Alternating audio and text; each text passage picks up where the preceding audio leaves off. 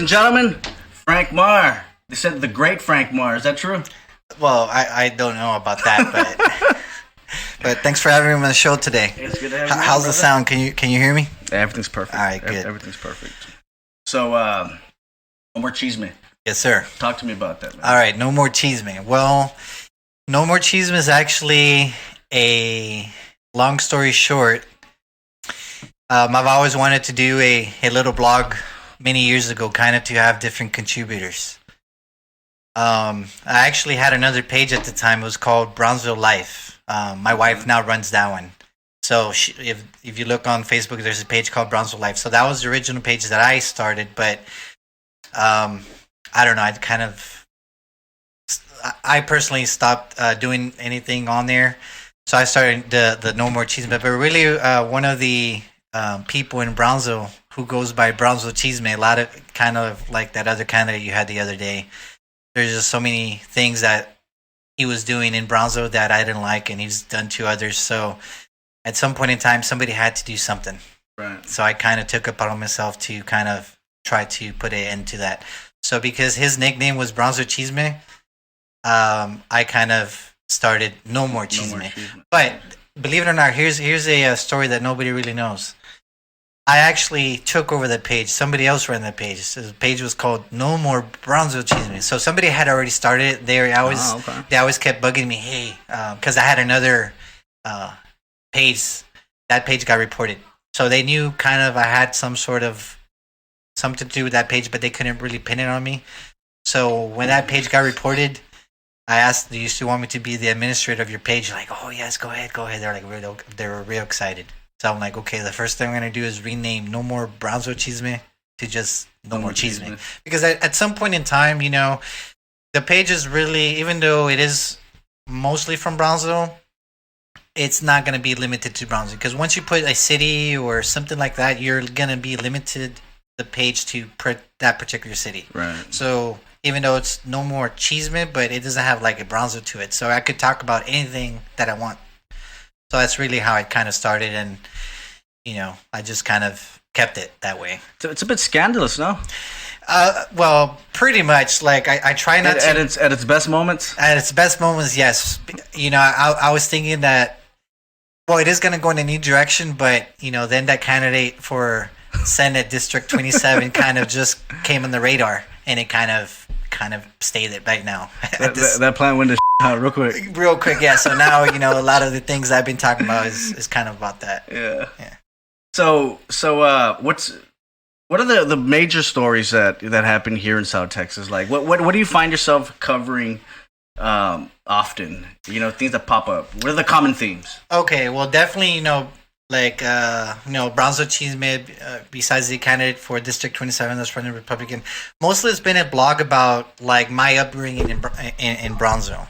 But obviously politics is always going to be one of those things, you know, Brownsville politics, you know, you're from here in the South Texas area. So, you know, in South Texas, there's always going to be dirty politics everywhere. Oh, yeah. I mean, and I'm sure I could tell you a lot of stories, but there's been so many stories that have occurred. And I've kind of covered some a little bit, not a whole lot as other bloggers, but I try to, you know, I'm trying to learn a little bit about what they write about, because really these other bloggers, and you know, a lot of people can, they know about them, like Jerry McHale. He's one of the main pioneers of blogging. They call him the blog father. He's had other nicknames like the porn blogger. And then El Juan Montoya, El Rundun. He gets paid to write. But these are old guys. I mean, they've been writing for years. I mean, they have a writing style that captivates. Like, they don't even have to put any pictures, just their writing style on their own. You know, they don't need anything to get their point across. And that's what I want to do. Like, I want to get to their level of writing. It's going to take many years. I mean, you know, Jerry McHale, I think he was an English teacher. And like I said, Juan Montoya, he was a writer for the Associated Press, for the Brownsville Herald. So, I mean, these guys are way beyond me. That's so hard to do, though, man. Like nowadays, when everybody wants pictures and videos and TikTok and. Well, you know, if you're good at what you do, you don't need all that stuff. Yeah. You know, so I eventually would like to get there, but is it that like writing now, like being a blogger, writing isn't that for like an older audience? I don't think so. You don't think so? I think I think there's still a lot of things that you can get your point across with blogging. Now, of course, with the newer audience, people want pictures, people want video. So that's what I'm trying to do, do the live streams as much as I can. But blogging, is just like a journal, but it's on the line. And, there's been some bloggers that make some good money. I heard about that. And I don't think I'll get to the level, but, if I could try to at least, make a difference in a very tiny way, then I think I've accomplished the goal. Well, I've seen your articles, man. I've seen your writing style, and it's definitely captivating. It's definitely you're doing good work, man. Short and sweet. Yeah, I've seen especially your last couple of ones that come out, and your style is definitely captivating. It's not for the 50-year-olds. Yeah. Well, the difference, what I like about the blogging is, you can talk about anything, and you don't have to have a boss that's telling you how to write certain things. I know a lot of people, well, you should be more, more professional, and I do try, but every now and then you just have to kind of just say the things that come out of your mind. Yeah. There's bad words that there's sometimes some articles are more informative. I try to keep it more professional, but sometimes, like, some of these people that ran for office, I just let them know, hey, I use some bad words in there. Yeah. There's nothing wrong with that. Well, especially when they're merited, but even when they're unmerited. That's just South Texas. We use bad words in our daily language. Hey, there was an article when Dwayne Stovall was here last week. He's from Cleveland, Texas. Okay, that's outside the outskirts of Houston. He says about an hour outside Something Houston? like that, yeah. Well, he was saying that, like, he was trying to tell me that corruption isn't worse here in the valley than it is in other places. I was like, I don't know about that, man. They don't live here too. Yeah, dude. Aquí in for the Spanish speaking audience, everybody knows el que no tranza no avanza. Unfortunately, man. That's really how it is. And sometimes, like, at least in Brownsville, the things they do, it's almost like they don't even hide it anymore. No tienen vergüenza. No shame. Yeah, man. That's crazy, man. And I was telling him, I go, look, dude, there was an article in the Texas Tribune that came out a couple of years ago that said deep South Texas, man, where its citizens have gotten used to seeing their elected officials carried off in handcuffs. I was thinking, dude, that's embarrassing, man. Like, it is. Like that's what we're known for, dude. And the bad thing is, people see that as a normal thing because I've written about, for example, that one person in Brownsville, and What person? Brownsville Chisme, Erasmo Castro, and even though I don't like him, but that's that dude that was in the school district. Yes, he got kicked out. Right. Well, he quit, but he was gonna get kicked out. He was gonna he had no other choice. But anyway, so he runs a page. Yes, he runs his Brownsville Cheeseman page. Oh. Okay, but he was caught drinking and driving. Right. But then everybody's like, "Well, everybody's drinking and driving." It's like a normal thing. It's not a normal thing. It's not good to drink and drive. I mean, we shouldn't normalize it. We shouldn't normalize it. Or, for example, all the teachers that are messing around with the students, they're like, ya quisiera esa maestra. And, we just have this culture where it's kind of, is not, they see it as a normal thing, but it shouldn't be a normal thing. Isn't it weird, though, like, since we're talking about that, how if it's a male teacher with a female student, like, shit hits the fan. Everybody goes up in arms, jail them for 10, 15 years. But if it's the other way around, if it's a female teacher with a male student, everybody's high fiving the student, and it's like I mean, I understand it, but it shouldn't be that way. No, it should definitely be both ways. I mean, now we live in a 2020, so everything should be both ways, pretty much. It's just weird. You had asked me earlier before we came on, why Hell's Tavern? Yes. Why? How did you come up with the name? I like the name. I like the styling that you have. It definitely looks kind of rustic. Yeah, thank you. Kind of underground. Yeah. Well, I mean, I've always had this thing, dude. When I was studying the founding fathers, I've always had this fascination with the founders, especially people like Thomas Jefferson and Benjamin Franklin, the deists, right? Everybody thinks that the founding fathers were nothing but Christians and Puritans. Like that's just not true, man. Like there was a huge mix of different types, right? Well, Thomas Jefferson had some slaves. Or didn't he sleep with some slave lady? Oh yeah. What was her name? Yeah, no, but you're right. He had kids with her. And so what Thomas Jefferson was at this time, he was a deist, right? And Benjamin Franklin, from all we know, was an atheist. But what I liked about these guys is that every single time they were about to debate something, right? Especially when they were trying to ratify the Constitution, they would meet up at these pubs, at these taverns in Philadelphia at the time, or where they were, in Boston, wherever they were at, and they would just they would run tabs, man, and they would they would drink everything from pitchers of beer to the modern equivalent of jungle juice, White Lightning, Madeira, all kinds. They would get hammered, man, and they would debate and they would fight each other, and that's the best way to be drunk and be arguing about politics. Yeah, dude, but they would come out, and I mean, I think they created something pretty awesome, dude. The candidate that was here a couple of times ago didn't quite think so, but that's okay.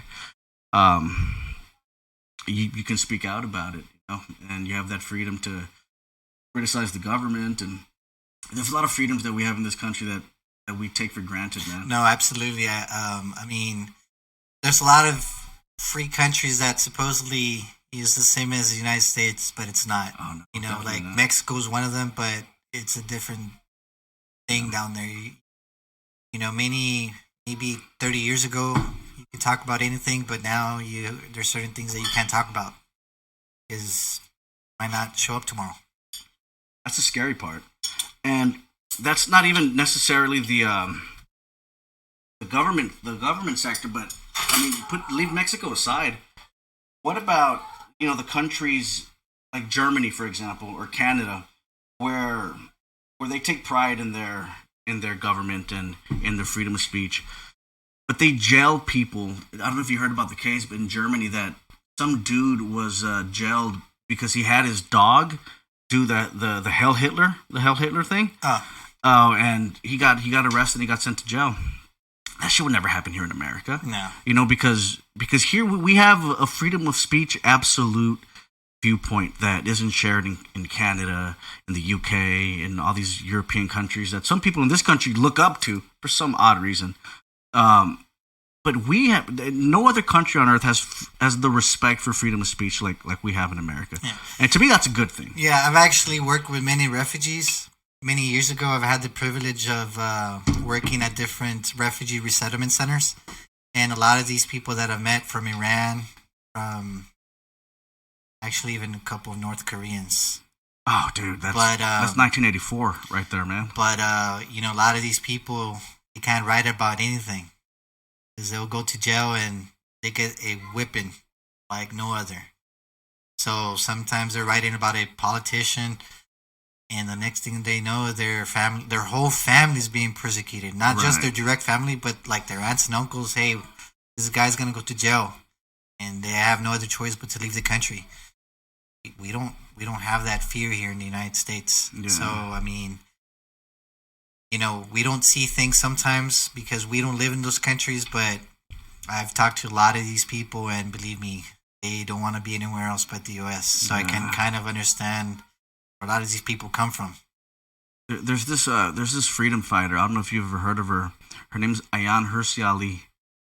She's from, I believe she's from Iran. I could be wrong about that, but her name's Ayaan Hirsi Ali, and she was actually enslaved in the Muslim religion where she was from. She was able to escape, and she went. I think she went full atheist, right? But she's here in America now, and she now speaks against the regime that she came out of, and that brand of Islam. And she had this podcast that I was listening to, and she was marveling at the students that she was speaking to because they were talking in such a way that it made her say that, look, it's easy to spit in the face of freedom when you've never had to wake up living living with a repressive regime like she did. You know, it's easy to wake up and get on your freaking laptop and enjoy the spoils of capitalism. You know, with your iPhone, and it's easy to do all that shit and not understand exactly how good you have it, and you know, and spit in the face of everything, of every success that your ancestors before you in this country gave you. It's like I was telling my wife last time, like, dude, like we owe so much to our ancestors that we have it so easy because they didn't, you know, and they passed on every little bit of knowledge to us. Look how easy we have it, man. Even people who have it, you know, objectively hard, don't have it as hard as people had it 100, 200 years ago. No, yeah, I mean, the poor people, and hopefully nobody gets mad because can't even say things nowadays. People are gonna get mad. But anyway, like the poor in America is rich in so many other countries. People want to be poor from these other countries in the U.S. Because, I mean, if you think about it, you know, you have pretty much everything made for you to be a successful person in the United States. If you're not successful in the United States, and I'm not saying like millions of dollars, but at least you have a good, comfortable way of living, then you failed. Yeah. Because there's everything that's given to you. You have free education. You know, there's so many grants that are out there, scholarships, so many types of workforce programs. I mean, really, there's no reason that somebody can't really be working. I mean, yes, you know, obviously in South Texas, you have the jobs and stuff, but you can always move, you know, to different parts of the U.S. and find a good paying job. But Right. some of these other countries, the people there, they really have no other choice. Yeah. It is what it is. Yeah. I always ask people this one question. I grew up here in San Benito in La Palma. It's a neighborhood that was seen here in San Benito as one of the toughest, right? And I remember a kid living down my block. His name was Ricky, and I remember another kid living down the other block. His name was Daniel. One kid became a doctor. The other kid, you know, was in prison. Same neighborhood, same culture, same background. One kid made it. The other one did it. The other one didn't. What was the major difference there? Was it society? Did society hold him back? The parents. It was the parents, man. It was. I mean, the difference in just people that cared about him. If you have somebody who growing up that cares about you, if you have both of your parents who are just looking out for your well-being as opposed to other parents who just don't give a damn, that makes all the difference, dude. It's not racism. I'm not trying to downplay the effects of racism or, you know, society. It all starts right there. No other factor will have such an effect on kids as their parents and as their household, right?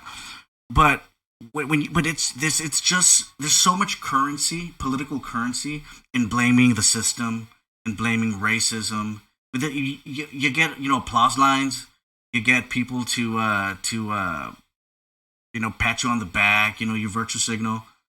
And I mean, the fact of the matter is, dude, if the house, I mean, you grew up in Bronzeville, right? And basically the same areas, man. Yeah, dude. We know the kind of situation that we have here in the valley. Dude, I think the last time I checked, you know, the single parent rate was upwards about, you know, close to 40%. Yeah.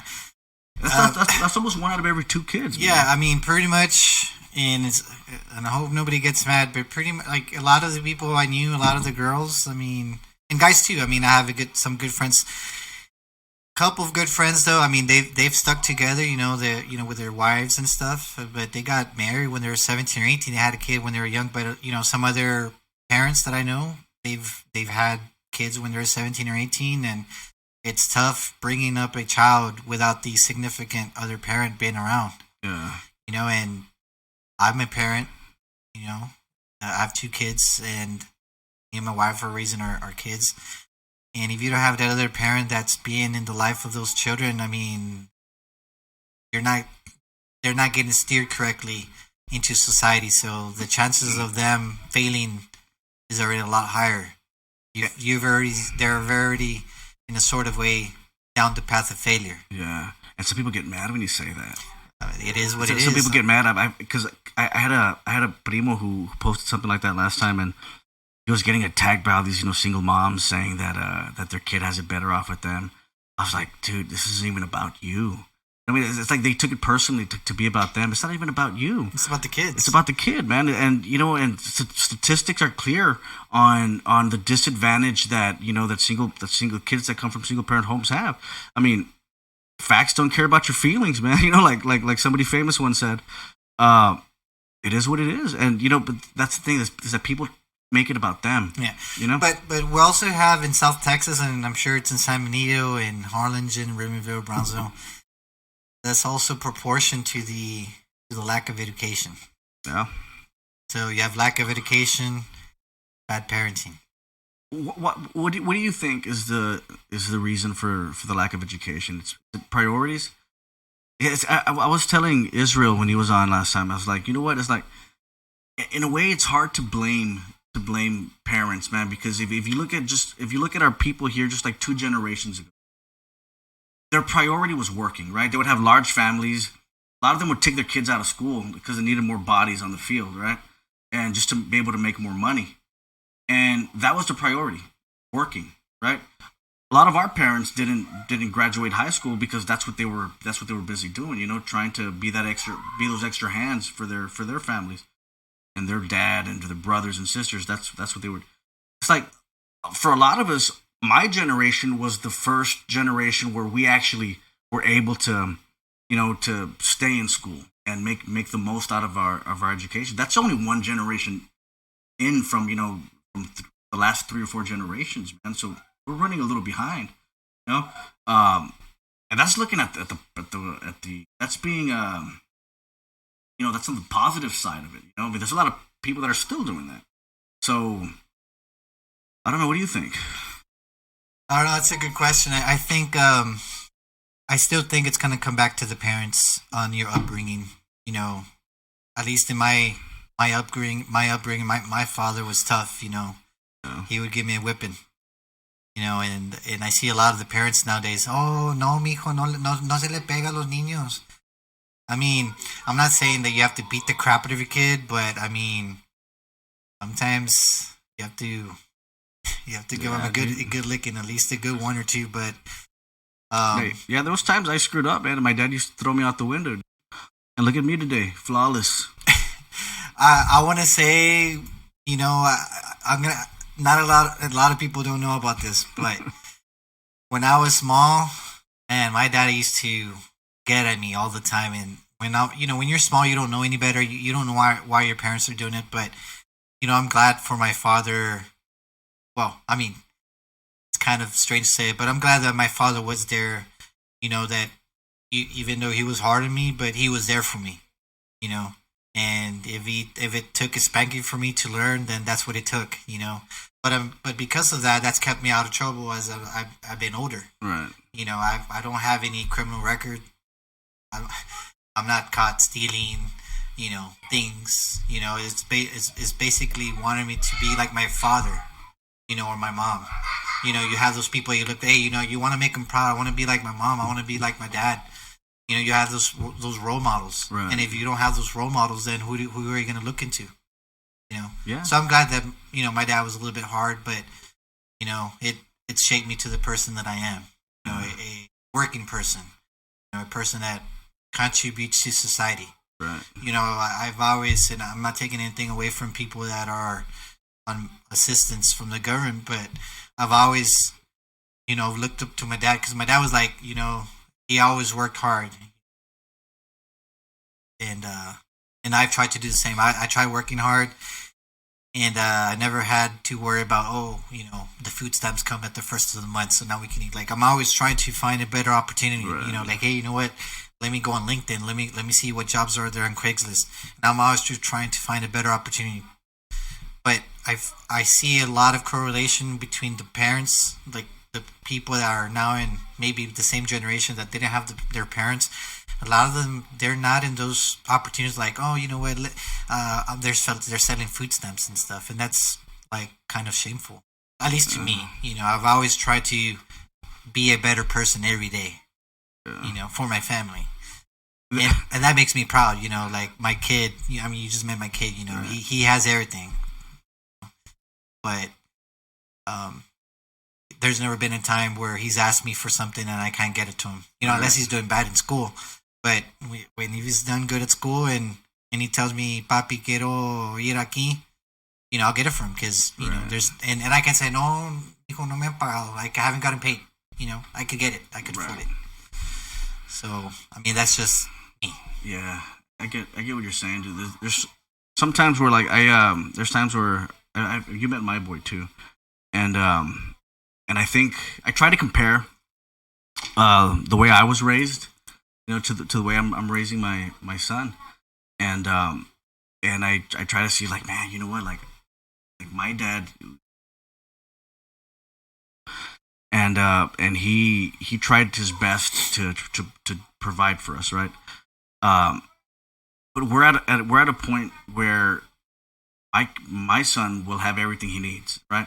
And sometimes you wonder if you've reached the point of diminishing returns where now you get him stuff and it's hurting you. It's actually hurting your cause. You know what I mean? Because there's no lessons being learned, by just getting him what he needs. There's no. What are you teaching him? He asks for something, he gets it. I mean, sometimes I'm not saying that you got to struggle for the sake of struggling, but you got to be able to tie in what you get him with teaching him some lessons, in life. And that's where I kind of have to be like, man, I hope I'm not hurting him. Well, I've told my son, I tell him, when we go to Mexico and right now they moved the immigration camps, but when they were there down on literally on the border where you can see, all the families that live there, they're sleeping in tents. So I tell them, look, I mean, these are people that came, they tried to get a better life. They don't have your Nintendo. They're not asking for cell phones. All they want is a better life. They just want to go to school, and you go to school, and that's the only job that you have, literally. Sometimes I don't think that he sees that the same way I do, because we live now in a different generation than our kids are living now. So I always try to tell them every time we go to Mexico quite often. I tell them, look, not everybody has everything that you have. You have your own room. You have all these toy soldiers. You have a big TV. We've gone to Mexico and you've seen the kids. They don't even have shoes. Like that's all they want is just not even shoes, just a good pair of sandals, so they're not barefoot. So, and I tell them maybe I should trade, have one of those kids come live with me and you go live with them.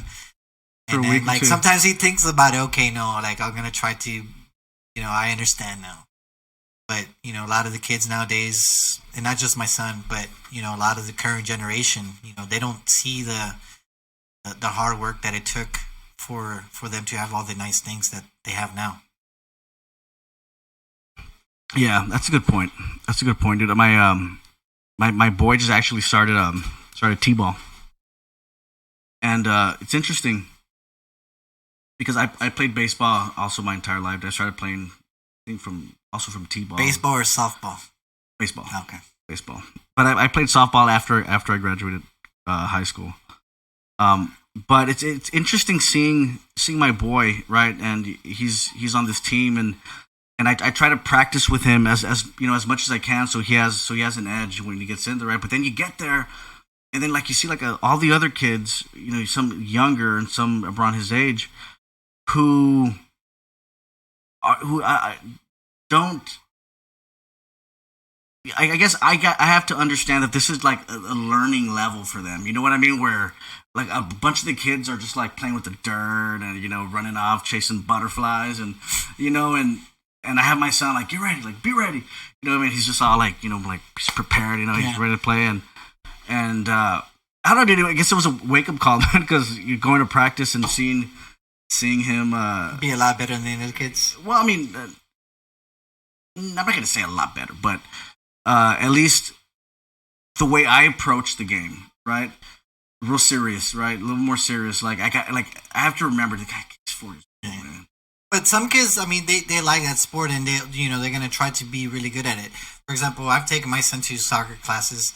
I've taken my son to basketball classes, and he tries, but I know it's really not something he likes. So as much as I try to get him to do sports, he doesn't at least like sports. I didn't actually start playing basketball till I was about 13. And I think I'm kind of good at basketball now. So like 7th grade? Yeah, right around there. And I didn't have my mom or dad teach me or anything. They didn't take me anywhere, but it kind of just developed on my own. Something you like doing? Yeah, and I've had a bigger passion now that I'm older. I ran a basketball team, but with my son, it's like I tell him, "Hey, let's go play basketball," Right. and he doesn't really want to play. He's like, "Hey, let's go play soccer." He doesn't want to play. I ask so. I don't. I keep in mind he is a kid, so as he gets older, there's gonna be some things he's gonna like, and once he can tell me or I can see what he kind of has a passion for, I could, hey, if you want to play chess or if you want to, pursue other interests, that's good. There's gonna be something that he's gonna be good at. Right. Maybe computer games or something. Back then when I was playing computer games, people didn't see it that way. But now it's like a whole different industry. So if he wants to play computer games and he's good at it, then I'll tell him, hey, play computer games. I used to love computer games, dude. When Quake came out, dude. That used to be the game I used to play back in high school. And I still play it. Actually, a lot of people still play that game. Quake? Yes, Quake 1, the original. The original. Yes. Yeah, when I first came out, it was so addictive, man. So addictive. My parents used to get on my ass, like, dude, go play outside, man. You're on that computer. I was like, what year did that game come out? 1996. 96, right? So I was like in 5th or 6th grade. But I didn't get it till I was about like 99. But once I started playing it, dude, man, it's addictive, man. I played Quake. Did you ever play Wolfenstein? That was the game before that one, before Quake 1. So it was Wolfenstein, the first one. Right. And then Doom. And then Quake 1. But Quake 1 was the main one that kind of started revolutionizing like the first person shooter. Right. And then you had other games that came after that. But Quake 1 is the father of all first-person shooters because it really took off from there. Right. Even Wolfenstein was addicting, though, man. Yeah. Like, it was interesting seeing, like, all, going and trying to find all the secret places and just seeing all the Nazis, symbolism. It felt like you were there, and then you go back and you look at the actual game and you were thinking to yourself, damn, like this is so primitive, man. Like, but I mean, back then, we were small, so like the graphics were the awesome things at the time that just like, wow, it's like so real. But now you look at it, it's like, man, this game. And it has blood, and you just blow people up, but they were all like these pixelated body parts coming out. But at the time you looked at it, you're like, oh, even the first Mortal Kombat when it came out. Yes, I used to play those games: Mortal Kombat, Street Fighter. Ultra Instinct. Yeah, I remember that. I have a little bit of Tekken, but Mortal Kombat for sure. Street Killer Fighter. Instinct, you mean? Wasn't it? Killer Instinct, Killer yeah. Instinct. Oh, sorry. Yeah, I'm sorry. Yeah, Killer Instinct. Killer Instinct, Street Fighter, Mortal Kombat were like the main games that I used to play, besides the Quake one. But, I used to go to the movies all the time. And before the movie starts, everybody's playing. And you want to be that one person that everybody wants to beat. It was like such a good feeling back then. You play with one quarter as much as you can, and everybody would put their little quarter when they're next. They would put the quarter on there, and that was pretty cool. That's crazy. And times have changed. Like you don't have that anymore. You have now the consoles, so you don't really play. I mean, you play against people, but it's not at like face to face. Right. And those games would be intense back in the day. Yeah. I remember when I got my first computer, man. It was a compact Presario. I was like in 8th grade, dude, and I told my dad that the reason why I wanted it was because I wanted to learn school reasons, right? Yeah. Bullshit, dude. I bought this game called Blood. I remember that game. Do you remember that game? Was that the one that says "I live again"? Yeah. I actually put the video when the first page that I had got reported. Right. I put that opening scene of the game where it says "I live again." No way. Yes. That's cool. When I started the No More Cheeseman page the second time, I put that again. Yeah. Yeah. Because my uncle had sold me this computer and I had this game Blood, right, and I wanted to play it, but the computer wasn't up to date. Yeah. So I had the game and I tried to convince my dad, and finally he bought it for me. So the first thing I did is installed it. I played that game for like 2 days straight, man. Addictive, these games, man. And the thing is, there's so many games that are now out there, so realistic. You have all the, Call of Duty and Modern Warfare and all these other games. Yeah. But I don't find playing those games the same as enjoying as the games I used to play back in the day. And I try my best. My son's like telling me, "Hey, you should play Fortnite. You should play these other games." I can't do it. I can't play it. Yeah. The last game I got into that wasn't in that generation was Red Dead Redemption. I got into that one for a little bit, but I mean I really don't play as much. But yeah. Anyway, Hell's Tavern, the Founding Fathers. We got a little bit carried away with computer games, but that's good anyway. What are your politics, man? Well, politics. Well, like I was saying earlier, it's kind of the page that I run. It is about politics in a sort of way, about Brownsville politics. But does it have a bent? Does it lean Republican, Democrat? Well, actually, because of your show, and give props to that. So I was like thinking, well, I know at some point I'm gonna get asked whether I'm Republican or Democrat. And the thing is, so I did a questionnaire. It was like 100 questions, like, do you believe in abortion? Do you believe the government should take care of you? So I filled all these questions. So based on the questionnaire, it says I'm 55% Democrat and 45% Republican. How dare you? That's what it says. But I think, like I said earlier when we were talking offline, politics to me, president and all these things, I'm more of a family person. So if the politics are not helping my family, then it doesn't really matter to me. Yeah. A lot of people, they don't like, it's because of Trump. But Trump's not doing anything to my family. Obama, we were better because of Obama. But, I mean, Obama's put me in the hole with my insurance. I have to pay like $1,000 now. Well, look, man. Here's what I tell people, dude. Presidents aren't supposed to. I mean, our government, according to the Constitution, our presidents were never meant to have a huge influence on your life, man. The government was made to be as small as possible. It wasn't meant to be that that a person would say, dude, Trump's the president, I'm fucking killing it. You know what I mean? Or Obama's president, I'm killing it. That's not the way politics was meant. Well, some people see it that way. Some people see it that way, but a lot of people are just hacks, man. What I try to do with Hell's Tavern, RGV, is I try to give you my honest perspective. I voted for Donald Trump in 2016. I'm not a fan anymore of Donald Trump. But you're gonna vote for him again? Probably not, man. Probably not. But I'll tell you what: if it's between Trump and Bernie Sanders, God, that's such a shitty decision to have to make, dude. On the one hand, and this is my opinion, dude, a lot of these online bloggers and podcasts are so afraid to. If you lean Republican, they're so afraid to criticize Donald Trump because they say if you criticize Trump, the Trump supporters are going to turn on you and they're going to that you hate America. Yeah, they all these full patriots. Look, dude, I don't care, man. I don't care, dude, because you want to know what? There is no virtue in doubling down on bad ideas, or if it's like I tell everybody, if I'm wrong about something, which, dude, in politics nobody bats 100. Yeah. If I'm wrong about something, I don't want to be wrong 1 second longer than I have to be. I course correct. Yeah. Right. With new information, dude. If you don't course correct, dude, you're a political hack, man. Yeah. Some people don't like to be corrected. Yeah. I mean, I've mentioned some things. Some things happen to be not true, and I say, hey, you know what? Okay, like maybe I didn't have all the information. It's fine, like a lot of people criticize me, and I'm open to criticism. That's why I think a lot of the people like the page, because believe me, there's so many haters around there. But haters need an avenue also to be a voice. Yeah. And they have a voice on there. Sometimes there's been haters, and they're like, man, like, okay, the point that you have, you are correct. Right. I was like, I'll give them a thumbs up or something. I don't say, okay, you know what, you're 100% right. No, but I give them a thumbs up. I do give credit where credit's due, and I'll say, hey, you know what, like, this is entirely, there are some things I've learned, and these are things that I know now. Some people don't want to get criticized, and they will take no for an answer. Yeah. They don't take no for an answer, sorry. Yeah, no, I understand what you're saying.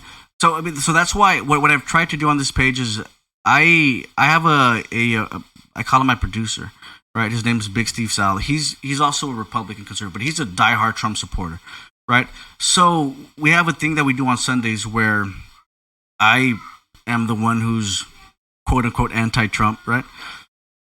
But it's not because I was never Trumper or whatever. It's just that I came to the conclusion that this guy he's corrupt, man. He's corrupt, and he's still a Trump supporter. So we debate back and forth. Look, what I want people, man, is to get both sides. both sides, and you can make up your mind. If you don't agree with me, you don't have to agree with me, dude. I don't care, but I'm telling you what I really think and what I honestly believe. Yeah. And I'm not going to sugarcoat it because people tell me that you can't make it in the podcast world if you're anti-Trump and if you're a Republican. Listen, dude, I'm having fun with doing what I'm doing. I have a support group. It's called, Patreon. If people want to, donate $1, they can, and they can help the show. But at the end of the day, I'm not depending on anybody, dude. You do it because you like it. This is what I love doing. People tell me you shouldn't do this, you shouldn't do that. I know what I'm doing.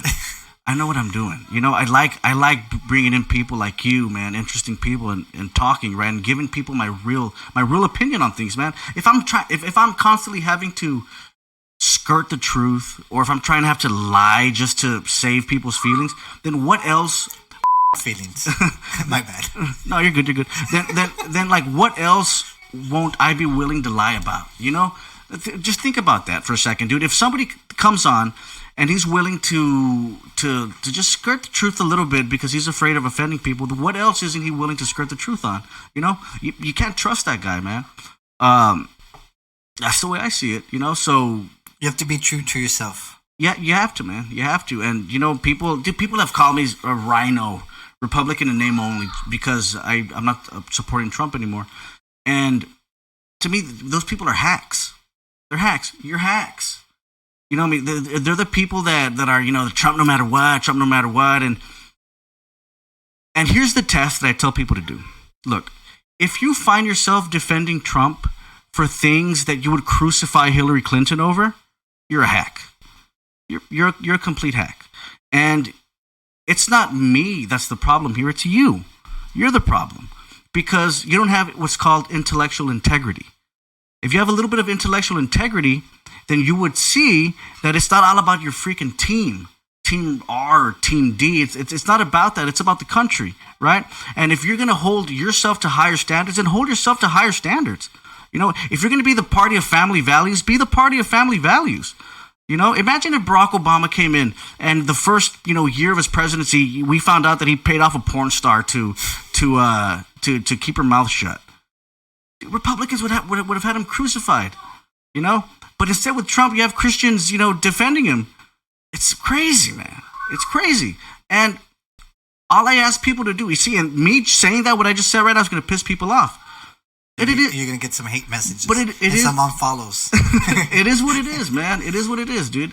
But it's the truth. It's the truth. And it's like I tell people with this whole impeachment thing, right? Oh, Trump was framed. He was set up. Give me a break.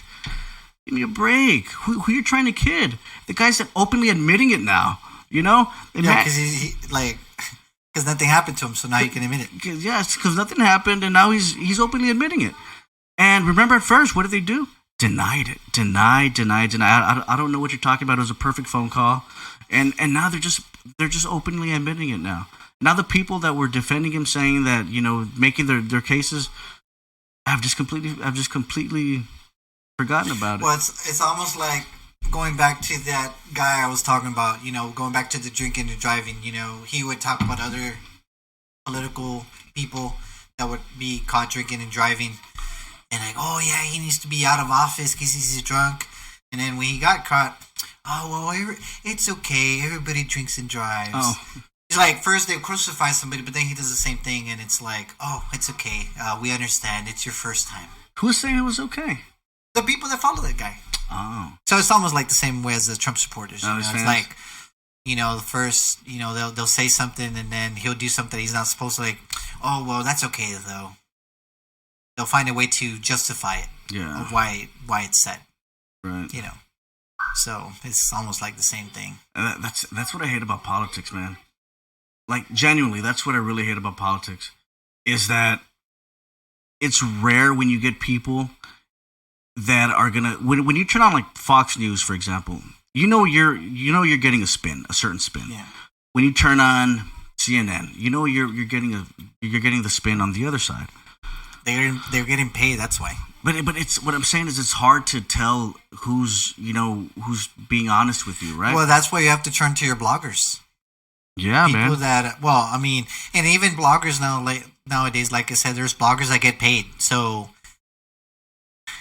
you have to be informative to your own knowledge. I mean, don't just trust what everybody says. You know, be resourceful. Like follow different blogs that are out there. Follow different newspapers and media. Somewhere down the line between everything that you read and everything that you follow, you'll find the truth. Yeah. You know, but you just can't take CNN said this, so you know. And I'm not saying everybody should say to what I say lightly. Like you know, most of the time, you know, the reasons I write things is because they do have truth to it, but. You know, it doesn't mean, you know, everything I say has to be truthful. There's things that I write that, you know, are not 100% there, but that's why you can read other sites and make your own truth. You know? Right. Here's what I always tell people. Because they always ask me, so like, what do you watch or what do you watch? I always tell them, like, look, just do it's so simple, right? If you like watching Fox News, watch Fox News, right? You get your information from Fox News, but also watch CNN, okay? Because facts, they intersect. You know, facts are going to intersect, right? And you'll be able to tell where the facts, what the facts are, right? And then you'll be able to tell the opinion, right? And you'll be able to tell the opinion on this side. But the facts are going to cross. It's almost like that one kid wearing that MAGA hat. Remember? He got crucified for supposedly impeding on that one Native American guy. Oh yeah, dude, that poor kid, man. Now because of CNN, he's gonna be like $50 million rich. Yeah, I mean, doesn't have to work again anymore. It backfired Yeah, completely. I think he got the settlement. But see, okay, but then that's something else, man. Is that there totally is the Trump derangement syndrome? You know, like when they say that, I get it. I mean, because you know the news media has done such a poor job at controlling their emotions. You know, and that's the perfect case. What's that kid's name? I think it was like Nick Sandman. I forgot his name. Nick Sandman or something like that. And it turns out that it was the Indian that went into their territory. Native American. Oh, I'm sorry, Native American. I dare myself. I got to check myself, dude. I got to need some diversity training. So it turns out that it was the Native American that went into his space and was playing the drum right in front of his face, and the kid was just looking at him like, dude, like, okay. You know, and what's going on? Yeah, dude. And actually, it was African Americans. Are we cool with that one? Yeah, we can use that. Okay. That were actually at the same rally, who were spewing all this kind of hate towards the kids because they were wearing the MAGA hats, right?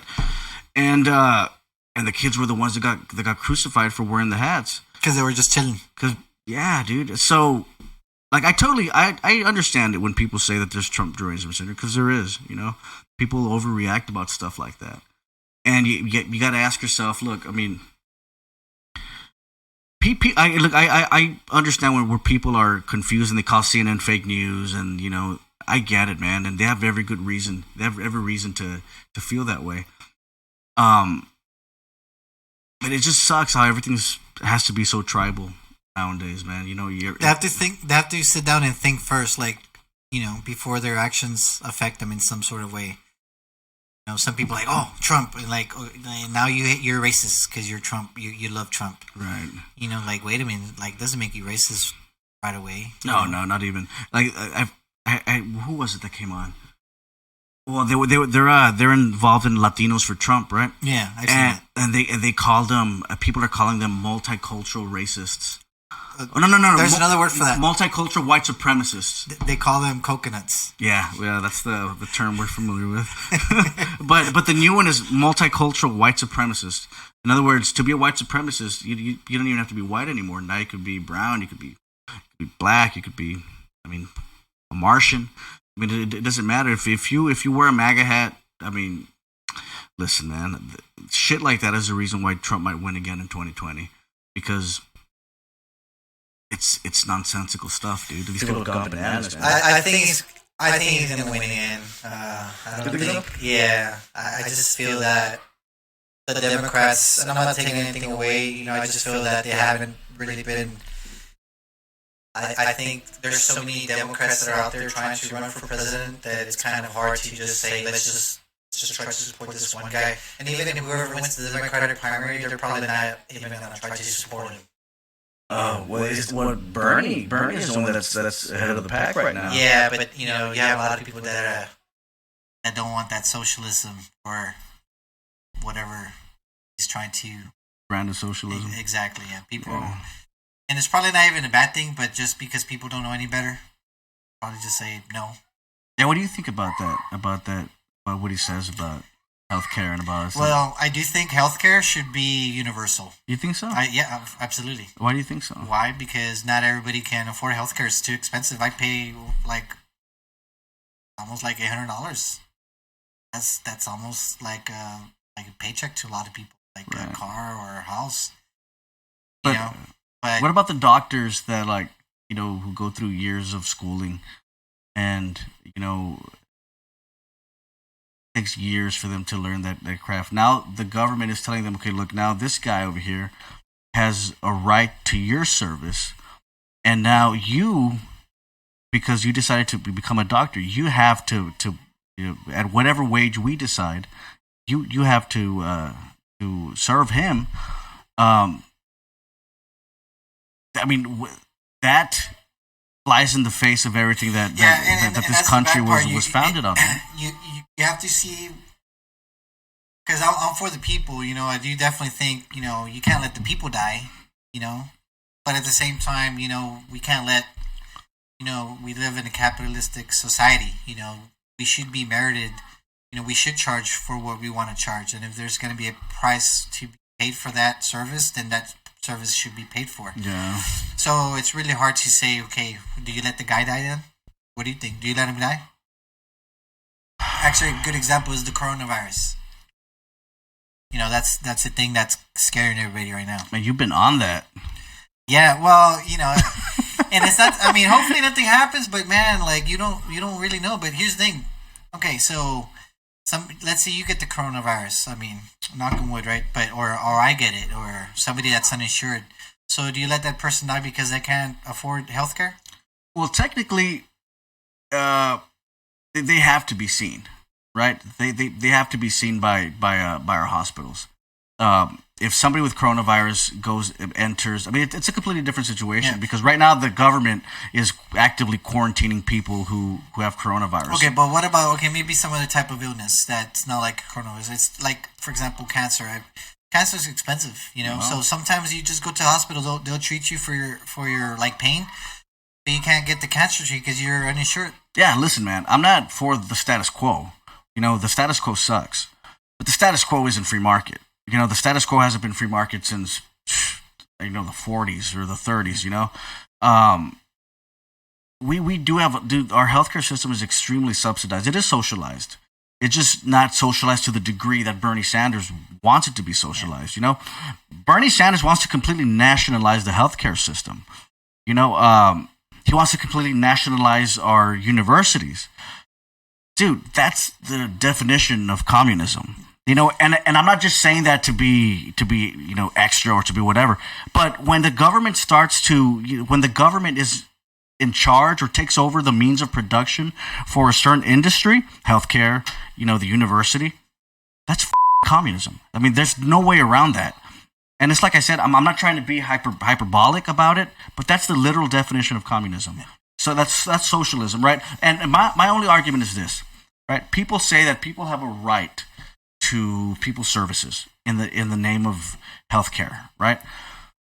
Well, in South Africa, it is written in their constitution that you have a right to housing and you have a right to healthcare. And you want to know what people do not have in South Africa? Housing and healthcare. You want to know why? Because there's no incentive for people to go into those fields because I'm sorry, but human nature says that people work on incentive. People want to make money. People want to know if they're going to work their asses off to become a doctor. Kind of like Cuba. Well, what about Cuba? Well, I mean, you have the Cuban people that go work as doctors over there. They make the same as like a maid or something. So they don't even want to go to school anymore. Yeah, man. I mean, incentive, dude. Incentive is powerful, dude. And you know what? You can say whatever you want about the American system. There's incentive for people here to become doctors because, I mean, there's going to be some kind of payoff for all those years of work. That's why America is still the number one producer of technology, the number one producer of medicine, the number one inventors of all these patents. It's because people know that there's going to be some kind of payoff. Well, I do feel that I do feel, and I mean, I may not know everything about how all this works, but I feel that there's so much money spent in a Like waste, you mean? Yes, and I'm talking about, a lot of people are not gonna maybe agree with me, and that's fine. But there's so much money spent, and I'm not saying it's a bad thing, but there's so much money spent in the defense budget, taking care of other countries Yeah, we that don't agree care on about that. the United States. Yeah, we agree on that. And I mean, I don't know, it's like $500 billion a year or something. So imagine you take 20 billion, or 20 billion to maybe help students get out of like student loans or help the veterans out here and locally. And they always say, "Oh, it's because we don't have money." But then they're like, "Oh, but we just placed an order for 10 more aircraft carriers." That's a good point. That's a good point. So like, I mean, you just ordered 10 aircraft carriers, and it doesn't. Where does the money come from? Yeah. So, but why do we need 10 more aircraft carriers? We already have like 20. Oh, but we already ordered 5 more stealth submarines. Oh, now we have this new project with these airplanes. Now they're like drones that don't really need pilots anymore. Because I mean, they're already out there, but more sophisticated. Right. Oh, but we can't help the people out. Yeah, no. That doesn't make sense to me at all. So No, I it think doesn't make Bernie has sense. some good points there. Yeah, you know what? I mean, that's a good point. As a Republican, Republicans aren't supposed to say that we spend too much on defense, but we spend too much on defense. We spend more than the next 20 countries in defense. Can you believe that? We spend more on our defense than the next 20 countries. Yeah. It's like there's a country in one of the Nordic countries. They're like, they don't even have a defense budget. You know why? Because we take care of them. protect them. Yeah. Yeah. So it's like they're able to reap, the fruit that we sow Yeah. without them paying anything. Yeah, I get it, dude. And you know what? I actually made that point in one of my podcasts where I was hearing AOC. You know AOC, right? Yes. Alexandra She's Ocasio-Cortez. crazy. Well, But a good type of crazy. well, she's crazy, but she made a good point, and she made a good point in the sense that look, we only ask where's the money going to come from when it comes to taking care of people, but we never ask where's the money going to come from when it comes to going to Iraq, or it comes to going into Afghanistan, when it comes to bombing Syria. We never ask where's the money going to come from, right? And what do you say to that? It's because you have to own up to all the millions and trillions in waste that we've spent on so many useless wars that we've fought, and it's a fact, man. If that money wouldn't have been wasted in these wars, maybe we could have helped the people out. And is it so anti-Republican to say that? Well, I mean, it was Republicans who voted in 2008 to bail out the banks, right? That's not Republican. Socialism for the rich. But when you talk about the little guy that wants to get bailed out, suddenly that's we don't have money for that. Suddenly that's Marxism. Suddenly, look. So I get it, man. We've been hypocrites. And in a perfect world, we wouldn't have been wasting all this money on these wars. Yeah. But the reason is obviously you have these lobbyists that are vouching for these big companies because these people are getting paid all these contracts. Yeah. So that's why you have to have all these wars, because there's no war. These big companies don't make money. It's the military-industrial complex. That's really all it comes down to. And you can take the same analogy for what happens in South Texas. El que no tranza no avanza. You have all these companies, like hardworking men and women that have, small companies that are trying to vouch to win a contract. Right. But then you have this big company, hey, we'll give you a couple of $1,000, have dinner with us, and keep it quiet, but give us that $1 million contract. That's all it really comes down to. So it screws the people. Yeah. Like in school districts, it screws the students, or it comes to city government, screws the citizens. We have this in sports park in Brownsville. It's not being used for anything. It doesn't make the money. It doesn't make the city any money. Any revenue. And I think it was like, I don't know, like $20-30 million. But somebody made money. Yeah. They could have built a convention center with the same amount of money, and that would have made money. Yeah. But somebody has to get paid, and they're not going to say who got paid. It's unbelievable. But it's really all it comes down to is dirty politics. There's a lot of that down here. Yeah. And I guess it's just a culture thing, because if you look kind of like I mean, I could be wrong, but if you look at some of these modern societies in Asia, like Singapore, they have everything. Japan. I mean, it doesn't compare to. I mean, I guess maybe because we have so many different types of people, and over there you have more of a like one type of people, like homogeneous. But I don't know. I think we've spent too much money, and we could use that same money, and we could like if you pump money to the infrastructure in the United States, then that could generate more money, and then that's where you can get the money for all these defense things. But you're giving all the money away to these other countries, and you don't give it back to the citizens. Why give it to, like, for example, Israel? There's a lot of people are not going to like me on that. We give so much money to Israel. Why? Because you have a lot of these Jews in the office, that always give money to Israel. And Israel doesn't give any money back to us. Right. Why are we helping them and they don't even like us?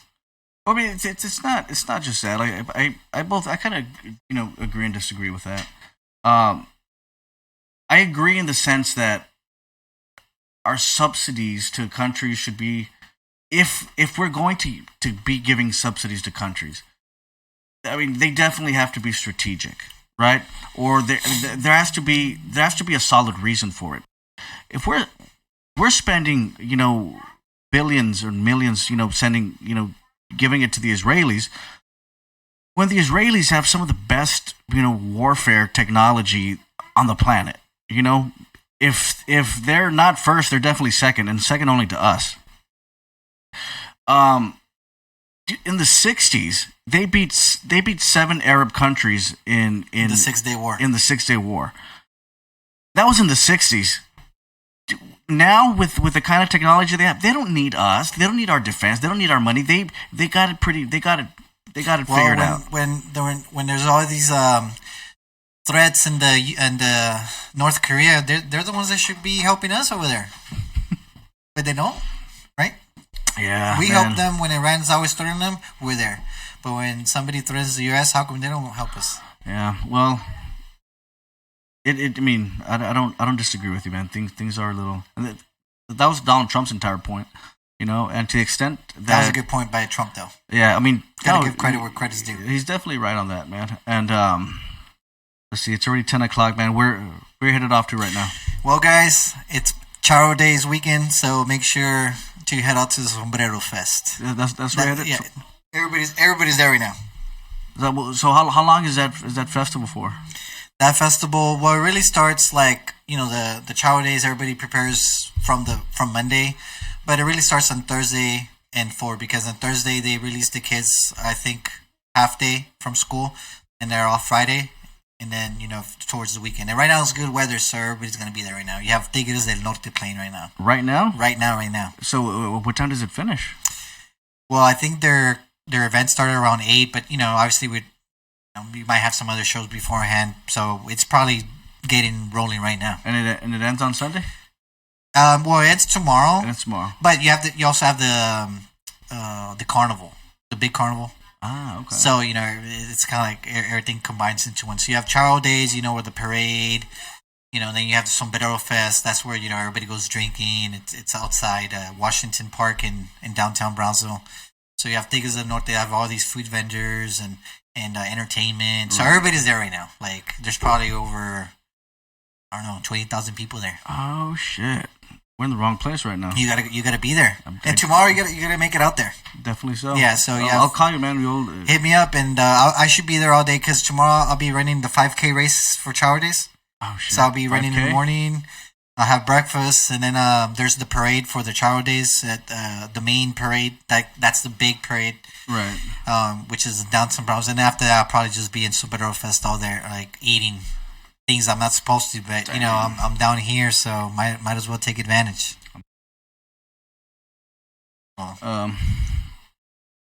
Before you go, tell us what happened with Cesar Chavez real quick. Okay, so really quick, the thing is, Julio Cesar Chavez, he did not want to be in Charo Days. The committee that runs the Charo Days the Charo Days Association, or the Mr. Amigos Association.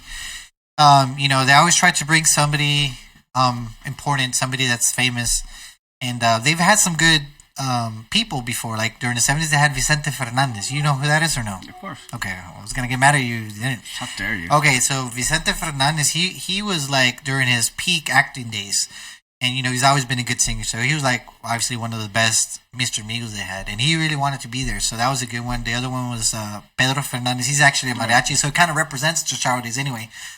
But there was one guy a couple of years ago. I think it was either a year ago, 2 years ago. He's the son of the Mexican billionaire. Carlos Slim is like the top 5 richest person in the world. So his son, they made him a Mr. Migo, and he's like, okay, I'll be there. But then last minute, he's like, nah, I can't make it. And I think there were some other ones that couldn't make it either. So the last few years, it was almost like, man, this is embarrassing. They should just do away with Mr. Migo. Right. But they actually convinced Julio Cesar. Like, he said he didn't want to be there. There was a video I posted. I translated. I made the captions. He even said, he was talking about the guy that brought him. Yeah, we're in San Antonio. Where did we meet? Well, he was trying to convince me to come down to Brownsville to Mr. Migo. I'm like, but I don't even know what Mr. Migo is. And then it's like, and after an hour of talking, I'm like, it wasn't convincing me. But after a while, I was just like, you know what? Okay, I'll go. Stop bugging me. And the sad part is, people laugh like if it's a joke. But that's really what he was thinking. He didn't really want to be here. But it's pretty funny. But fortunately enough, I seen some pictures. He got here yesterday. He's been with the local crowd. A lot of people say he's not going to be at the Grand Parade, which is the main parade on Saturday. So I made a post on that, where I said, well, I'll be there, but you got to pay to see me, because there was like some luncheons where people have to pay to be there. And so it's almost like to see him, you got to pay. But I think he should be there. So hopefully he'll be there, and I'm proven wrong. That's one of those things. Hey, prove me wrong, and it's for the best ever, because everybody wants to see him. He's like the number 1 boxer in Mexican history, and probably top 5 in all boxing history. So that was a good choice to bring him. Although you have that part where, well, he didn't really want to be there, but maybe he was just joking along. Okay, like he didn't know. Like, keep in mind, not a lot of people know where Brownsville is, much less what Mr. Migo is. Right. So I understand where he kind of came from. Like, I don't know what the Mr. Migo is. Like, I don't want to be there. But hopefully he's there tomorrow, and I've been seeing a lot of friends of mine taking pictures with him. So it looks like a good thing. Pretty accessible? Pretty accessible, hope, because I want to take a picture with him. If I can. I don't want to pay, but hopefully I get a picture with him tomorrow. It's one of those things where he's not going to come back again, Yeah. So you got to take advantage. They say he'll be in Sombrero Fest tomorrow, so hopefully, I'll get a good picture really quick. Yeah, for sure. Tell the audience where they can find you, where they can see your stuff. Well, guys, you can find... obviously, Raul Castillo invited me, but you can go to nommorechisme.com. That's the official website. Of course, we have the Facebook page, No More Chisme Official. This is the second page because the first one got reported by the haters. But you can't destroy any ideas or bulletproof. But tomorrow I will be in Sombrero Fest. I'll be running the Charo K5 day. So if you see me, I actually will have during the race, I'll have a No More Chisme shirt. It's a pig with the censor sign, which is the logo of the page. And if you see me at Sombrero Fest, if you kind of know who I am, but never say hi to me, just say hi. I'm usually friendly for the most part. And but other than that, you can definitely tune in on Facebook. I have the No More Chisme Hablando al Chile. Shout out to a person that I forgot to say, Diego Garcia III. He actually is a blogger in Brownsville that I forgot to mention him earlier. And hopefully he keeps on writing. He doesn't write as much as he should. He runs the Brownsville Beacon. Okay. That's another upcoming blogger, and definitely, hopefully, everybody can tune in. But other than that, that's about it. Alrighty, Frank Marr, ladies and gentlemen. Maruchan. All right, Rolly, thank you, and you have a great show. I've been following you pretty much for a couple months now, so hopefully you have some great guests, and anytime you have somebody that I'll tune in, I'll share your stuff on the page as well. Yeah, I appreciate that. There's this one person that was saying, well, it's because he has more viewers. Hey, if you have more viewers, why would I be mad?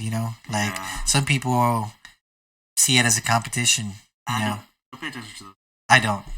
But But I'm letting everybody know, like, I have no problems. I reach out to you and you reach out to me, and they say, well, it's because you have more viewers. It doesn't matter if I have more viewers or if you have more viewers. At the end of the day, you have your own unique show that's totally different from me. So I have no problem with that. Right. And even if you did have something similar, we could collaborate on things. So, everybody wins. So a lot of people that are tuning in specifically because of No More Cheeseman. This is Raul Castillo with Hell's Tavern RGV. When did you start your podcast? Well, this is only the 10th episode that we have going on.